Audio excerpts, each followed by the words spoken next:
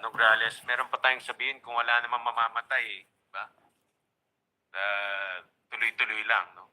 That's a local saying, no? So with this, let me direct my question to the PNP, the enforcers. No? My question is, who is doing this illicit trade? Meron ba tayong information? Sabi nga ni Mr. Ranza, yung mga mayayaman lang gumagawa, may puhunan lang gumagawa niyan. So who's based on anyone, BOC or BIR, but I'll direct this first to PNP being the Chief Law Enforcement Officer. Do you have any information who is doing this illicit trade and where is this coming from? Attorney Tan Chow mentioned that there are also local manufacturers, or when you say illicit trade, it's not only smuggled, but there are also illegal manufacturers. No? So based on your intelligence, information from the PNP, who is doing this illicit trade? Meron ba tayong information dyan? Good morning, Your Honor, Mr. Chair. As to the part of the PNP, Your Honor, all our operations on this particular laws were conducted in coordination with the national agencies, Your Honor, which are directly for this particular laws, Your Honor. Our list of persons who are in illicit trade or doing illicit crimes were all those who were captured or arrested during the raid or law enforcement operations, Your Honor, but not. We have no particular names of companies or any organizations doing the illicit, Your Honor. I think the concerned national agency, maybe, Your Honor, has, because sometimes our role in this particular laws are purely in support, Your Honor, particularly through intelligence, counterintelligence, and law enforcement operations and information disseminations, Your Honor. We have. I want to call on NBI also. I think NBI is here. Both NBI and PNP. But who? Do you have any information who is doing this? I'll show another. I'll go back to the slide earlier, slide 4. In 2023, 11 billion sticks were smuggled or came from illicit trade. No, so this is not small amount. Hindi ito yung pinapasok sa airport pag bumibil, diba? Pag nag-abroad, punta ka ng duty free, pwede kang bumili ng sigarilyo. Hindi ito yung pinapasok sa maleta lang. These are containers, most likely containers coming in, most likely mass production being conducted. So there is some form of organization and capital that comes into play with illicit trade, because 11 billion sticks is no small amount. No? So based on your information from the PNP and from the NBI, who are the people behind this illicit trade?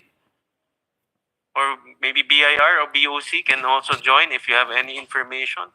Hindi ito yung, alam mo, pag mag-abroad tayo, may nakita kang sigarilyo, bibili mo, lagay mo sa maleta mo, hindi ito pa isa-isang kaha eh. No? Container ito yung pumapasok eh. So do we have any information on how, who are the people behind this? How is it being smuggled? Meron ba kayo information, PNP?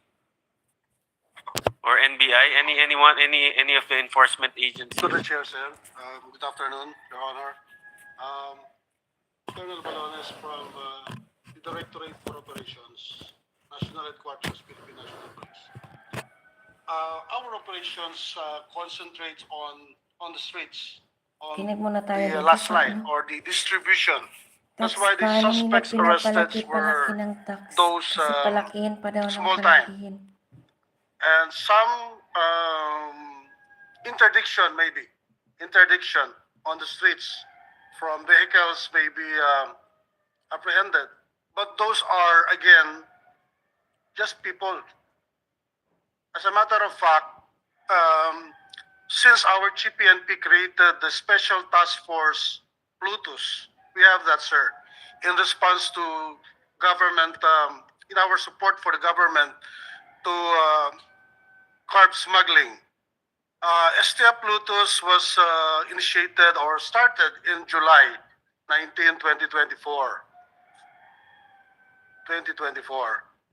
Now, the task force has already accomplished 2.4 billion of all the, if I may say, 800, more than 800 operations conducted since then, since July 19, 2024 to December 31, 2024.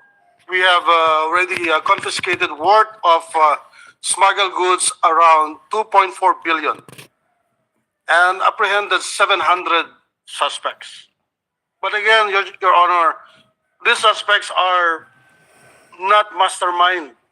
They are the ones Mahirap shout peddling out, LP, these LDP. illicit cigarettes. Because their entry is not, again, I We're would support listening our Senate industry hearing of the president here, Philippines Mr. Aranza, about that the taxes. the entry is through We customs. are now out of We have no topic access to that. because So the this is jurisdiction important. is a problem for the law enforcement. How increasing But the taxes we support the latest we are law of doing. RA 120 2020. We belong to the law enforcement group that we are willing to participate more in curbing this illicit trade of goods. And we will be needing, the law states that there should be a deputation. But the PNP is really willing to do its best to support our industry. Thank you, Mr. Chair. Colonel, who is the mastermind or who are the masterminds? Again, sir, these are will be for the investigation to answer because what we have apprehended are low peddlers, dealers that are not mastermind. They are just people of this illicit activity. Are they connected to any organized group, any terrorist group? And I'll show a slide. We just came across this article that it came out in the past investigations that cigarette smuggling is connected to private army groups, to the Abu Sayyaf, to basically terrorism. No? So, in other words, indirectly, by not curbing illicit trade, indirectly, or maybe directly for this matter, we're funding these terrorist groups who is wreaking havoc in our southern borders. So, ito, nakita ko lang sa Manila Bulletin and Inquirer. No, I think this is based on investigations by our enforcement agencies. So, in other words, there is some form of connection between this illicit cigarette traders and also terrorist groups, namely Abu Sayyaf. No? And if we don't curb illicit trade, then we're funding their criminal activities and terrorism activities in our in the southern part of the Philippines. Meron ba kayong ganitong mga na-detect in your investigation?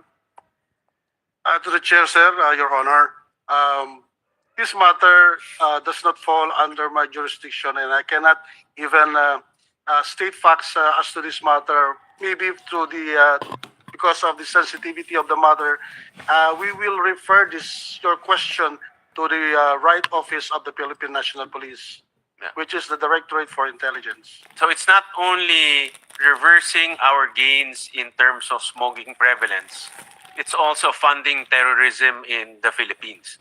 Wow. In other words, this is what we are detecting. Yes, Congressman Jericho, Congressman Nograles. Thank you, Mr. Chair. I'd like to react quickly on the question of the Honorable Chairperson. As a former legislator and the author of the Anti-Terror Act of 2020, in my research for the Anti-Terror Act, yes, terrorism and smuggling go hand in hand, regardless of what kind of smuggling. In fact, it was revealed to me by our intelligence services in the course of the research that not only cigarette smuggling was also routes in southern Mindanao were also utilized for the smuggling of bombs and bomb paraphernalia. Also human smuggling, Mr. Chair. So the cigarette smuggling routes are the routes that would pave the way for other kinds of smuggling: drugs, guns, bombs, terrorist teachers, bomb making teachers, both Indonesia and other. So I will be the one to confirm based on the research from the previous Congress. Thank you, Mr. Chair. Thank you. And let me direct this to again to Congressman Nograles and to the private sector, especially the tobacco industry. Same question: who is behind this illicit trade? Who are, aside from the terrorist groups, as obviously that came out in the news report, are there also non-terrorist groups? For example, mga kapitalista or mga plain and simple mga sindikato who's funding and bringing all of these illicit cigarettes. Based on your information and based on your intelligence, I'm sure you have intelligence on the ground. Mr. D, go ahead. Yeah, I think. Well, sir, I can attest to the criminal aspect because, sir, during 2012, during the discussion of the sin tax law, we were actually in contact with a reporter from Net25. I'm not sure if the station is still around, but we were supposed to do a story about exactly this, smuggling and illicit trade in Mindanao. And then our sales agent was supposed to come in. I won't name him, obviously, for safety reasons. He was supposed to come in and give his testimony on the story. Pagbalik niya sa baryo niya, Ay, puno na hinahanap pa. na siya. So, yes, sir, there is an organized body behind this. At the time, of course, they're criminals, sir. Very well armed criminals, I will say that, sir. Like I said, no, you cannot be a simple smuggler if you smuggle 11 billion sticks. How many cases that 11 billion sticks? More or less. More or less. Definitely containers, di ba? Mr. Chair, Yes, can go I ahead. say something? Probably Philip Morris Group can tell us the colonel who made the report, because when the colonel was making a report that they have come across lahat ng mga camp ng rebels sa Rene nila, puro cigarette, yung illegal cigarette. I was with the Philip Morris Group when the colonel was reporting through video. Baka matandaan yung pangalan ng colonel. That was in nasa Pampanga tayo, di ba? Nalimutan. Anyway, but my point, asking naman yung the head, the core group. Mr. Chair, I was the one who identified in the Senate hearing the biggest rice smuggler during the time of the presidency of Manong Jani. I identified him because hinit namin sila sa TV, sa program, and then he filed a case of libel against me.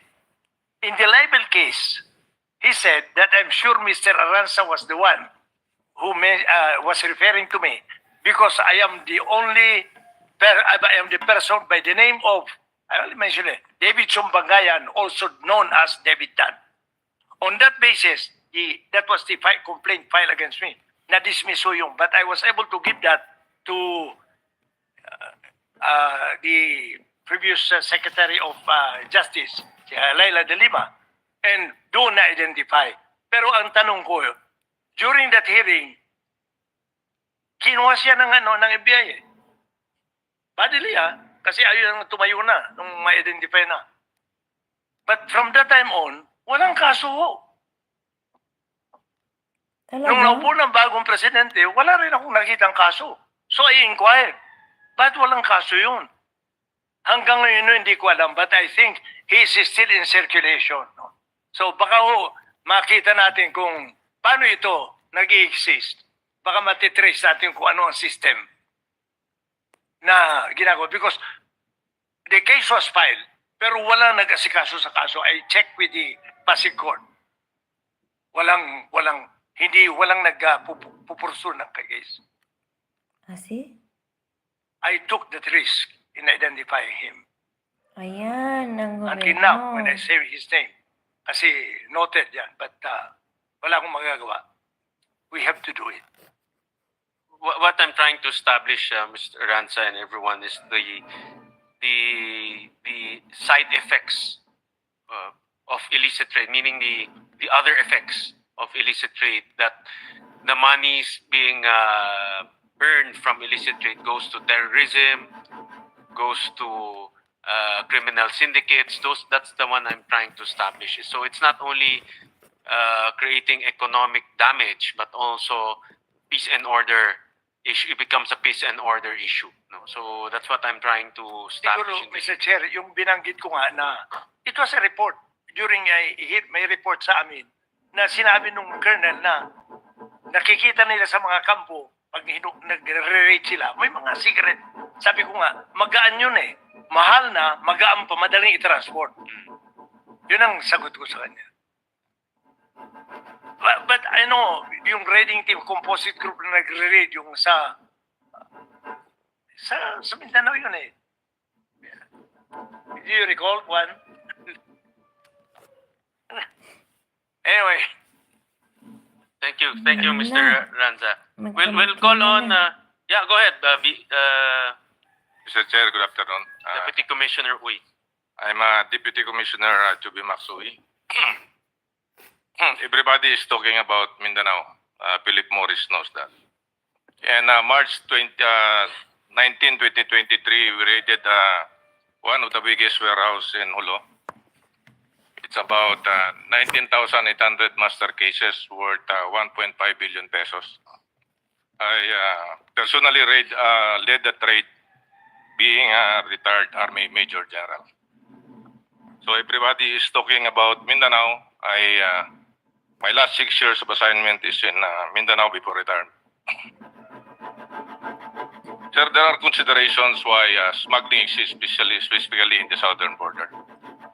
One consideration because of its our porous borders, and second consideration is, as of date, our local vessels are not mandated to have an automatic identification system, which is an internationally accepted law that vessels should have that for safety and, of course, for navigation purposes.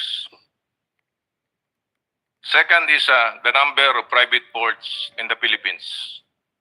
There are so many private ports, why smuggling is unabated, and this is the responsibility of the local government units. Third, another consideration is ships now are not just ships. Ships have its own lift capability in which this has an organic crane. An organic crane could make an outright smuggling at the high seas. So these are considerations why illicit cigarettes in Mindanao are existing, and it's now about 51%. Customs is doing its best, including BIR in coordination with other law enforcement agencies, to stop smuggling of illicit cigarettes specifically. But all our efforts, you said the numbers, almost we are doing it every day, at least one every day. But it still persists to exist. On the information that illicit cigarettes funds terrorism and other crimes, in specifically in the island provinces, I command the brigade in 2017 in there. Almost all camps in the island provinces, you will see it, the camps of Abu Sayyaf then that because the smoke cigarettes that are not legal cigarettes, Philip Morris, Marlboro. Almost the smoked cigarettes that comes from our southern border. So you could not see people there not smoking cigarettes that are smoked by people in the urban areas in the NCR. So if you really know the conclusion that people is funding terrorism and crimes, I believe it is. Thank you, sir. To Deputy Commissioner, we call on NTA, the National Tobacco Administration, for any comments on the discussion. Good afternoon, Your Honor. We concur with the issue here that illicit trade is really a perennial problem of our country that affects our private sectors and particularly our tobacco farmers and tobacco producing provinces, local governments, which is also affected by the reduction of the collection of the excise tax from cigarettes. And they also load the efforts of BOC and BIR for their efforts in the raiding of illicit trades in warehouses. That's it, Your Honor. Thank you for that. Call on the PSA, Philippine Statistics Authority. Good afternoon, Chair. In behalf of my ANS, I'm representing the Philippine Statistics Authority. So as we can say, the Philippine Statistics Authority is the official statistics for import data and export data. But we would like to clear that all the data that we have are only documented data that passes through the Bureau of Customs. The data we have is for official and only declared and cleared by the Bureau of Customs. So the PSA does not have any data on illicit trade regarding other, with all the other commodities that we have. Because our method is only coming from the declared import entry and export declaration that passes through the Bureau of Customs. Thank you for that. To DTI, any comments? Good afternoon, Mr. Chair. For the DTI, our principal concern is on vapor products and heated tobacco products. And to assist in the curtailing illicit trade, last September we have filed formal charges against, to date, it's already 28 formal charges representing about 41 brands of vapor products. With this action, we have seen a decline of illicit vapor products being sold in brick and mortar stores. Mostly the retailers have used the online selling, and we are actively coordinating with the platforms on taking down individual posts or individual pages of these online retailers on one aspect. But the other aspect is that the DTI is also purchasing as opposer buyers for vape products on these online retailers, and we are developing. We have found a web of suppliers, retailers, and eventually, once we have finished gathering our data, we'll be coordinating with the DOJ and filing of criminal cases against retailers, so that eventually we could find out who's the big suppliers of the illicit vapor products, Mr. Chair. I asked my staff to buy because there's a excise tax difference between freebase and nicotine salt, diba? Nicotine salt is being taxed higher compared to freebase, correct? Yes, Mr. Chair. But if I asked my staff, but if you look at the two, there's no, from a layman point of view, and from a enforcement point of view, how do you know which one is nicotine salt and freebase? In fact, if you look at I was looking at this earlier, there's no mention of nicotine salt or freebase. Yes, Mr. Chair. Currently, Mr. Chair, there are only 10 brands which we have issued valid Philippine standard licenses for the vapor products. And the PS license, or the standard, requires the declaration of whether the nicotine type used Hindi is ko naintindihan yung sinasabi. freebase or salt nic. So Wala tayo. I'm assuming, Mr. Chair,